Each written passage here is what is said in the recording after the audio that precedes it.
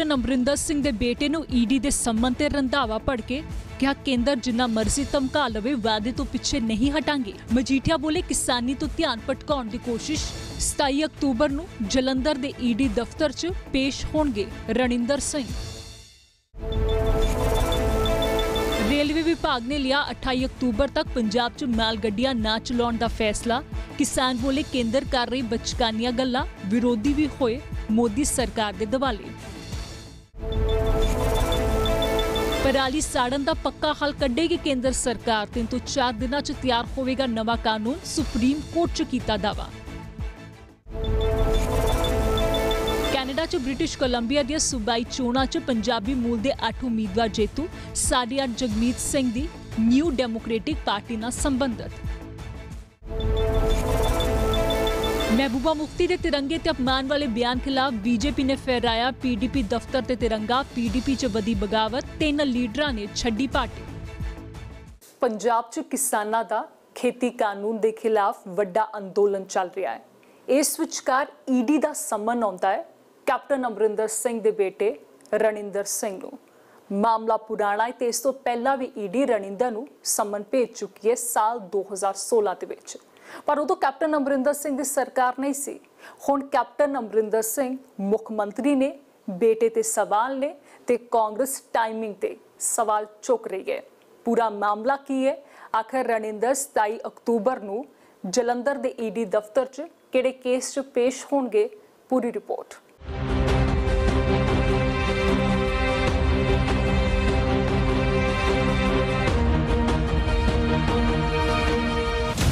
Income tax विभाग की यह उही रिपोर्ट है जिस दे आधार उत्ते एबीपी न्यूज़ ने साल 2018 च खुलासा किया सी कि पंजाब के मुख मंत्री कैप्टन अमरिंदर सिंह के बेटे रणिंदर सिंह के स्विस बैंक च खाते ने।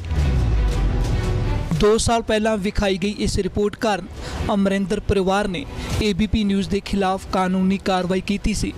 पर हुण फिर एबीपी न्यूज़ की खबर उत्ते मुड़ मोहर लगी है। पूरे मामले च ईडी ने रणिंदर सिंह नूं सम्मन भेज के 27 अक्तूबर नूं पुछगिछ लई बुलाया है। ईडी तो पहला इनकम टैक्स विभाग ने काले धन दे इस मामले की जांच की सी। रिपोर्ट विच खुलासा होया सी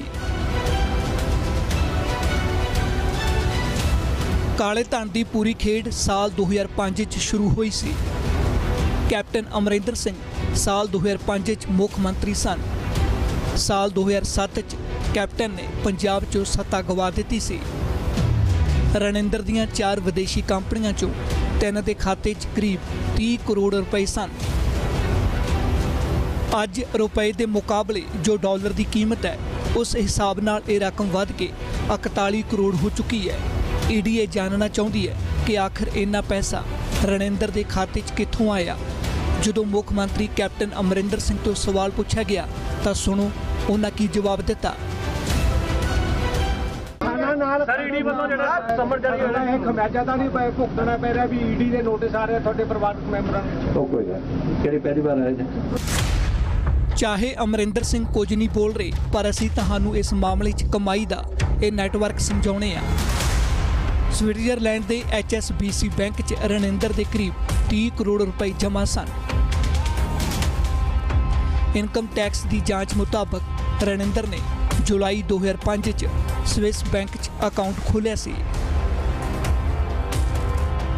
22 जुलाई 2005 नूं रणिंदर ने जेनेवा के HSBC बैंक च जकरांदा ट्रस्ट बनाया।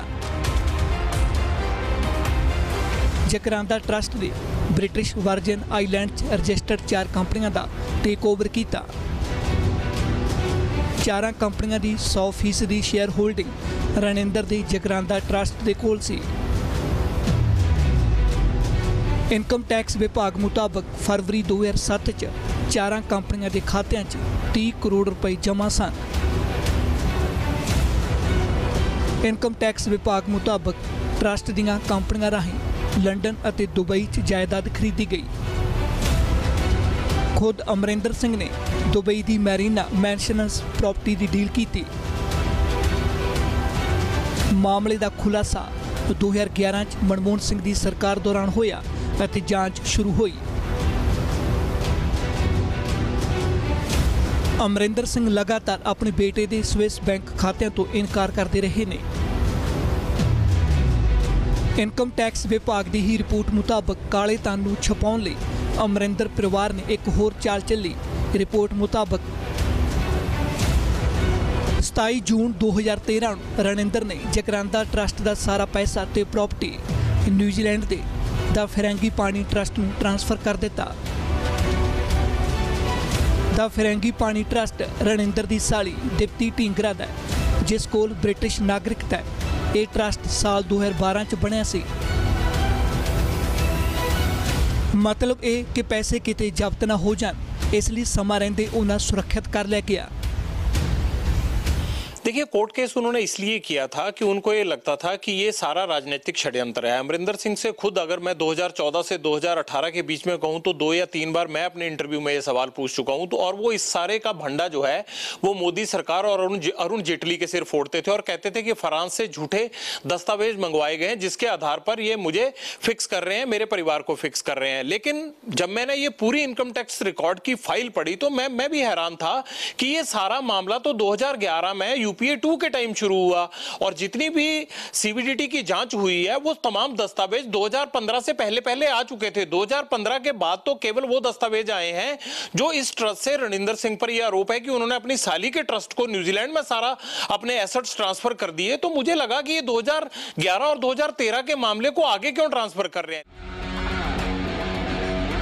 स्विस अकाउंट च नाम, पता, जन्म स्थान, पिता का नाम, माता का नाम, सौरे का नाम, साली का नाम ते दस्तखत सब कुछ रणिंदर दा सी। फिर भी कदे रणिंदर ये मनन लई तैयार नहीं होए कि विदेशी खाते ते ट्रस्ट उन्हां दे ने, क्योंकि अजिहा करन नाल उन्हां नूं करोड़ां दी काली कमाई का हिसाब देना पैंदा ते कैप्टन अमरिंदर सिंह लई सियासी संकट खड़ा हुंदा। पैसों के इस लैन देन उत्ते इनकम टैक्स विभाग ने कैप्टन अमरिंदर सिंह और उन्होंने बेटे रणिंदर ते इनकम टैक्स विभाग अधिनियम 1961 की धारा 277 और इंडियन पीनल कोड की धारा 177 181 तहत लुधियाना कोर्ट मुकदमा दर्ज किया। मामला फॉरन एक्सचेंज नाल जुड़िया होया है, इसलिए हुण भी ईडी इस मामले की जांच कर रही है।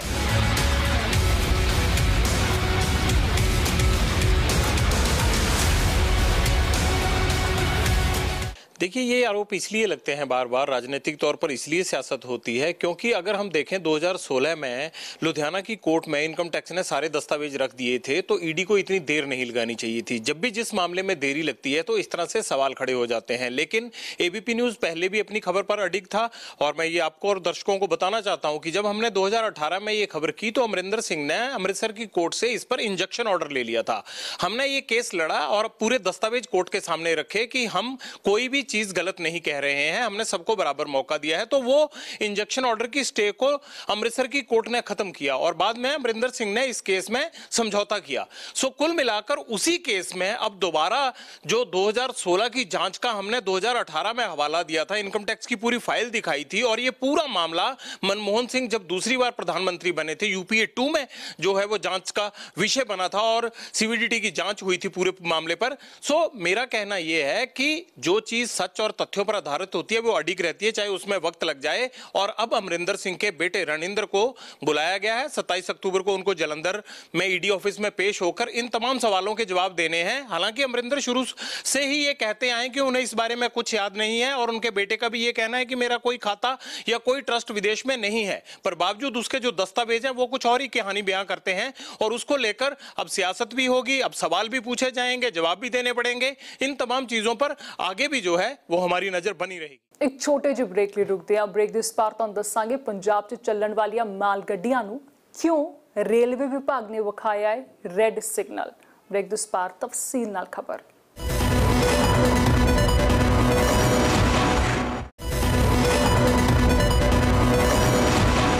ਪਟੜੀਆਂ ਤੇ ਡਟੇ ਕਿਸਾਨ ਨੇ ਮਾਲ ਗੱਡੀਆਂ ਨੂੰ ਰਾਹ ਦੇਣ ਦਾ ਫੈਸਲਾ ਲਿਆ ਕਿਉਂਕਿ ਇਹ ਪੰਜਾਬ ਦੇ ਹਿੱਤ 'ਚ ਸੀ। ਹੁਣ ਇਸ फैसले ਨੂੰ 4 दिन नहीं ਹੋਏ ਸੀ ਕਿ रेलवे विभाग ने पंजाब 'ਚ माल ਗੱਡੀਆਂ ਦੀ एंट्री ਤੇ रोक लगा ਦਿੱਤੀ।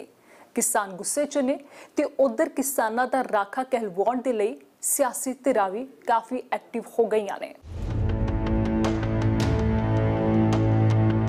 ਮਾਲ ਗੱਡੀਆਂ ਨੂੰ ਕਿਸਾਨਾਂ ਨੇ ਹਰੀ ਝੰਡੀ ਵਿਖਾਈ, ਧਰਨਾ ਹਟਾਇਆ ਤਾਂ ਕਿ ਜ਼ਰੂਰੀ ਸਮਾਨ ਦੀ ਕਿੱਲਤ ਨਾ ਆਏ। ਪਰ ਹੁਣ ਰੇਲਵੇ ਵਿਭਾਗ ਨੇ ਹੀ ਰੈੱਡ ਸਿਗਨਲ ਵਿਖਾ ਦਿੱਤਾ ਹੈ।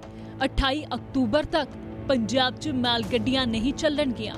ਦਿੱਕਤ ਦਾ ਹਵਾਲਾ ਦਿੱਤਾ ਗਿਆ ਹੈ। ਕਿਸਾਨ ਵੀ ਗੁੱਸੇ 'ਚ ਨੇ। ਇਸ फैसले ਨਾਲ सियासत भी गरमाई है। पर पहला जानो कि आखिर फैसला लिया क्यों गया। परिचालन ऑपरेशन कैसे होना है, इसका प्लानिंग हम एक रिस्ट्रिक्टेड वे में नहीं कर सकते।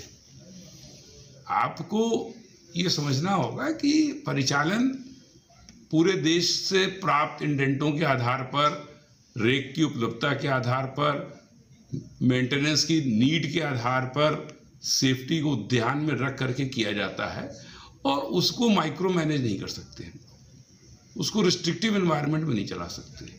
इसलिए रेलवे के निर्णय लिया कि हम 23 तारीख की शाम को ही निर्णय लिया, 2 दिन बाद ही, कि भाई हम 2 दिन के लिए इनवर्ड का रिस्ट्रिक्शन लगाया गया था 24 और 25 में, लेकिन उसके बाद 25 तारीख को कल उसे 4 दिन के लिए बढ़ा दिया गया। 4 दिन नहीं चलेंगी। जैसा कि बताया जा रहा है कि जो बिजली के वो हैं थर्मल प्लांट्स, उसमें कोयला 1 दिन का बचा है। हमारा सिस्टम इतने साल पुराना है, हम समझते हैं हमें कहाँ क्या काम करना है। तो अब इस तरीके आप कभी बैठे हैं, कभी हट जाएंगे, कभी किस क्षण क्या अनसर्टेनिटी क्रिएट करेंगे, तो ऐसी स्थिति में परिचालन हो नहीं सकता, क्योंकि क्रू का लिंक होता है, पावर का लिंक होता है, सभी चीज़ों के स्टाफ का लिंक होता है। तो ये सब जो चीज़ों का लिंक है वो सब टूट जाते हैं, क्योंकि एकदम ऐसा नहीं कि कहीं पर भी कुछ भी रोक दिया और कहीं पर कुछ भी चला दिया। ये सब चीज़ें बहुत आगे पीछे ध्यान में रख करके समन्वय स्थापित करके की जाती हैं। तो ऐसी अनिश्चितता के माहौल में परिचालन संभव नहीं है। किसानों ਨੂੰ सरकार ਦੀ ਮਨਸ਼ਾ 'ਚ ਵੱਡੀ ਗੜਬੜ ਨਜ਼ਰ ਆ ਰਹੀ ਹੈ। ਹੁਣ ਸਰਕਾਰ ਨੇ ਹੀ ਫੈਸਲਾ ਕਰਕੇ ਬੰਦ ਕਰ ਦਿੱਤਾ। ਉਵੇਂ ਪੰਜਾਬ ਦੇ ਵਾਸੀ ਧਿਆਨ ਰੱਖਣ ਵੀ ਕਿਸੇ ਗੱਲ ਦਾ ਕੋਈ ਸਮੱਸਿਆ ਨਹੀਂ ਆਉਣੀ। ਸਿਰਫ ਤਾਂ ਸਮੱਸਿਆ ਕੋਲਾ ਆਉਣਾ ਹੁੰਦਾ ਰੇਲ ਲਈ, ਜਾਂ ਕੋਈ ਫਸਲ ਦੀ ਜਿਹੜੀ ਜਾਣੀ ਹੁੰਦੀ ਤਾਂ ਆਉਣੀ ਹੁੰਦੀ ਆ। ਬਾਕੀ ਚੀਜ਼ਾਂ ਦੂਜੀ ਆਵਾਜਾਈ ਥਾਣੀ ਸੌਖੀਆਂ ਆ ਜਾਣਗੀਆਂ ਤੇ ਚਲੀਆਂ ਜਾਣਗੀਆਂ, ਉਹਦੇ 'ਚ ਕੋਈ ਰੁਕਾਵਟ ਨਹੀਂ ਪੈਣੀ। ਠੀਕ ਹੈ ਜੀ। ਜਿਹੜੀ ਰੁਕਾਵਟ ਹੈ ਕਿਸਾਨਾਂ ਦੇ ਸਿਰ ਤੇ ਪਾਈ ਜਾ ਰਹੀ ਹੈ। ਹਾਂ, ਜਾਣ ਬੁੱਝ ਕੇ ਕਿਸਾਨਾਂ ਸਿਰ ਤੇ ਪਾਈ ਜਾ ਰਹੀ ਹੈ। ਚਲੋ ਅਸੀਂ ਤਾਂ ਕਹਿੰਦੇ ਹੁਣ ਵੀ ਪੰਜਾਬ ਸਰਕਾਰ ਜਾਂ ਕੇਂਦਰ ਜਵਾਬ ਦੇ ਵੀ ਜਦੋਂ ਰੇਲਾਂ ਵੀ ਚੱਲਦੀਆਂ ਸੀ, ਕਰੋਨਾ ਵੀ ਨਹੀਂ ਸੀ, 100 ਰੁਪਏ ਕਿਲੋ ਫਿਰ ਵੀ ਆਪਾਂ ਗੰਢੇ ਖਰੀਦੇ, ਤਾਂ ਉਦੋਂ ਕੌਣ ਜ਼ਿੰਮੇਵਾਰ ਸੀ? ਮਹਿੰਗਾਈ ਜਾਂ ਪਿਛਲੇ 74 ਸਾਲਾਂ ਵਿੱਚ ਸਾਨੂੰ ਪੁੱਛ ਲਓ ਸਾਡੇ ਕੋਲ ਆંકੜੇ ਕਦੋਂ ਕਿੰਨੀ ਮਹਿੰਗਾਈ ਹੋਈ। ਸੋ ਇਹ ਤਾਂ ਐ ਜਾਣ ਬੁੱਝ ਕੇ ਵੀ ਲੋਕ ਕਹਿਣ ਵੀ ਇਹ ਅੰਦੋਲਨ ਛੱਡ ਦੇਣ। ਇਹ ਕੈਪਟਨ ਦੀ ਵੀ ਸਿਰਦਰਦੀ ਵੀ ਅੰਦੋਲਨ ਚੋਂ ਕਿਉਂ ਨਹੀਂ ਵਾਪਸ ਜਾਂਦੇ। ਕੱਲੀ ਸੈਂਟਰ ਦੀ ਨਹੀਂ ਸਿਰਦਰਦੀ, ਇਹ ਕੈਪਟਨ ਦੀ ਸਭ ਤੋਂ ਵੱਡੀ ਸਿਰਦਰਦੀ ਵੀ ਕਿਸਾਨ ਅੰਦੋਲਨ ਕਿਉਂ ਨਹੀਂ ਬੰਦ ਕਰਦੇ। ਸੈਂਟਰਲ ਗਵਰਨਮੈਂਟ ਨਿਰਣੇ ਕਰਦੀ ਹੈ ਅਸੀਂ ਨਹੀਂ ਚਲਾਣਾ ਹੈਗਾ, ਤੇ ਪਹਿਲੇ ਕਿਉਂ ਔਖੀ ਹੁੰਦੀ ਸੀਗੀ? ਪਹਿਲੇ ਕਿਉਂ ਕਹਿੰਦੀ ਸੀਗੀ ਕਿ ਖਾਲੀ ਕਰੋ? ਹੁਣ ਖਾਲੀ ਕਰ ਦਿੱਤਾ, ਕਹਿੰਦੇ ਚਲਾਣਾ ਨਹੀਂ ਹੈਗਾ। ਮਤਲਬ ਕੀ ਹੋਇਆ? ਬਚਕਾਨੀ ਹਰਕਤ ਹੈਗੀ ਹੈ, ਇਹ ਬੇਵਕੂਫ ਬਣਾਉਣ ਦੀ ਗੱਲ ਹੈਗੀ ਹੈ, ਆਮ ਆਦਮੀ ਨੂੰ ਧੋਖਾ ਦੇਣ ਦੀ ਗੱਲ ਹੈਗੀ ਹੈ। ਇਸ ਕਰਕੇ ਸੈਂਟਰਲ ਗਵਰਨਮੈਂਟ ਨੂੰ ਚਾਹੀਦਾ ਕਿ ਪਾਗਲਪਨ ਨਾ ਕਰਨ। ਜਿਹੜਾ ਜਿੱਦਾਂ ਚੱਲਦਾ ਹੈਗਾ, ਜਿੱਥੇ ਕੋਈ ਰੋਕਦਾ ਹੈਗਾ, ਅਵਲ ਤਾਂ ਕੋਈ ਰੋਕਦਾ ਨਹੀਂ, ਉਹਨੂੰ ਉਹਦੇ ਹੱਥ ਪੈਰ ਜੋੜ ਕੇ ਅਸੀਂ ਉਹਨੂੰ ਖਾਲੀ ਕਰਾਉਣਾ ਹੈ। ਜਥੇਬੰਦੀਆਂ ਤਾਂ ਖੁਦ ਕਹਿ ਰਹੀਆਂ ਨੇ, ਫਿਰ ਦਿੱਕਤ ਕੀ ਹੈ? ਕਾਂਗਰਸ ਇਸ ਫੈਸਲੇ ਤੇ ਬੀਜੇਪੀ ਖਿਲਾਫ ਡਟੀ ਹੈ ਤੇ ਅਕਾਲੀ ਦਲ ਨੂੰ ਕਾਂਗਰਸ ਤੇ ਬੀਜੇਪੀ ਦੋਵਾਂ ਦੀ ਨੀਅਤ ਤੇ ਸ਼ੱਕ ਹੈ।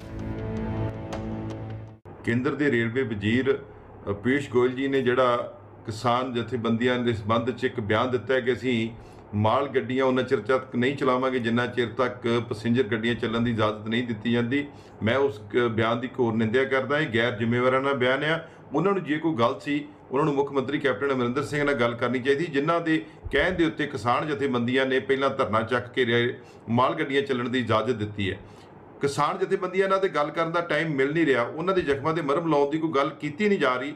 ਇਹੋ ਜਿਹੇ ਬਿਆਨ ਅਖਬਾਰਾਂ ਰਾਹੀਂ ਦੇਣਾ, ਇਹਦੇ ਨਾਲ ਸਿੱਧਾ ਜਿਹੜਾ ਭਾਜਪਾ ਦਾ ਏਜੰਡਾ ਆ ਹਾਲਾਤ ਖਰਾਬ ਕਰਨਾ, ਉਹਨਾਂ ਨੂੰ ਭੜਕਾਉਣਾ, ਉਹ ਇਹਦੇ ਵਿੱਚੋਂ ਦਿਸ ਰਿਹਾ ਆ।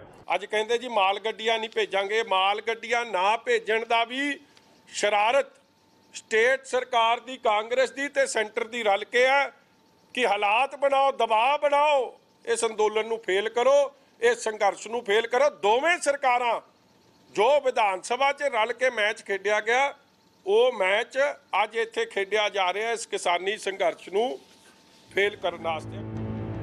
ਵੈਸੇ ਇੱਧਰ ਬੀਜੇਪੀ ਨੂੰ ਕਿਸਾਨ ਤੇ ਵਿਰੋਧੀ ਸਭ ਕੋਸ ਰਹੇ ਨੇ, ਪਰ ਹੁਸ਼ਿਆਰਪੁਰ ਤੋਂ MP ਤੇ ਮੰਤਰੀ ਜੀ ਸੋਮ ਪ੍ਰਕਾਸ਼ ਅਜੇ ਇਸ ਸਭ ਤੋਂ ਅਣਜਾਣ ਹੀ ਵਿਖ ਰਹੇ ਨੇ।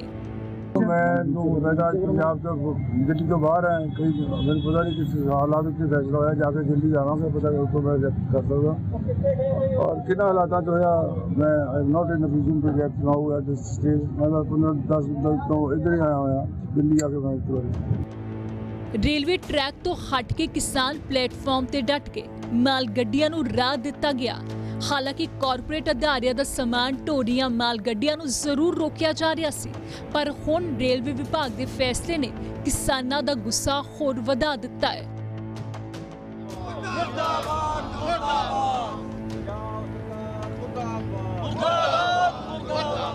किसानां दे विरोध के बावजूद केंद्र सरकार खेती कानून के मुद्दे ते टस तो मस नहीं हो रही। हुण किसान भी अपनी रणनीतियां घड़ रहे ने। अज दिल्ली च किसान जथेबंदियां ने बैठक की ते कल नूं भी ये बैठक जारी रहेगी। किवें अपने विरोध प्रदर्शन नूं पूरे देश च फैलाउणा है, केंद्र सरकार नूं जगाउणा है, इस लई किसान पूरी प्लानिंग कर रहे हैं।